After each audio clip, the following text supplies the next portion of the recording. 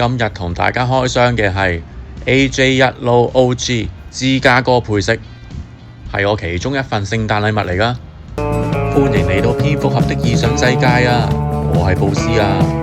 睇片嘅同時請俾多啲支持鼓勵我啊！讚好、訂閱、分享，我會好多謝大家㗎，多謝！除咗黑色鞋帶，佢仲有白色鞋帶嘅。哇，真係好靚仔啊！不過都係黑色鞋帶配啲嘅。等我即刻穿上去先。哇，咁快穿好啦！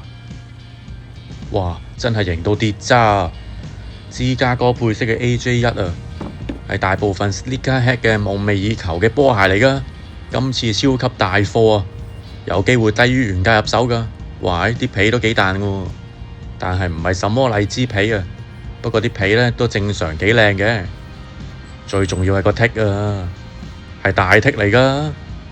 數下啲鞋窿位，1、2、3、4、5、6、7、8，係8個鞋帶窿㗎，咁先係 OG㗎嘛。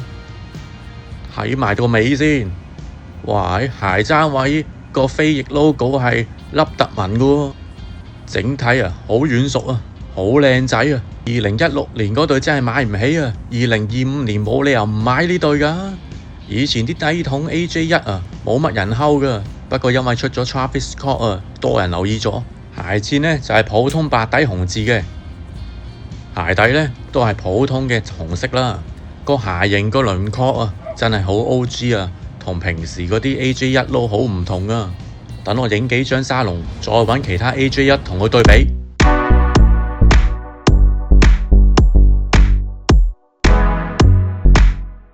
揾對 AJ1 Black Toe 嚟同佢對比下，都係紅黑白配色。呢對鞋啊跌到幾乎好似垃圾咁嘅價錢，究竟係咩原因呢？數下鞋帶窿先，5、6、7個窿㗎。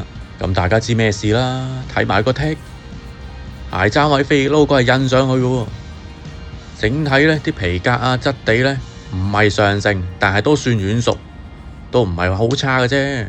不過呢，就係細剔同埋7個孔㗎，咁叫唔叫做 OG 呢？不過起碼鞋舌位唔係 Jumpman logo， 兩款一齊做下對比先，睇下佢個尾啊！哇，一個係壓紋，一個係印上去嘅，已經相差好遠啦。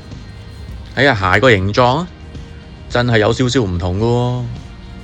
哇，大家睇唔睇到個區別啊？真係好大分別啊！左邊個剔真係大好多啊！呢啲先係 OG 啊嘛。嗱，咁樣睇會唔會清楚啲啊？所以點解啊？以前有啲師兄叫我唔好買右邊嗰對㗎，但係冇辦法啦。當時市面上好少真係 OG 嘅 AJ1 Low㗎，所以買住嚟止止咳先啦。對於啲資深嘅師兄，可能會當垃圾抌咗佢啊。大家又會唔會咁樣諗呢？有啲資深嘅師兄啊，真係好眼利㗎。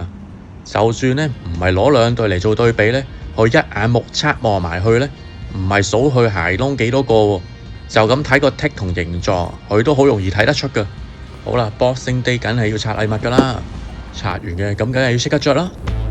原價1099，拍埋網8嚿水左右就有找啦。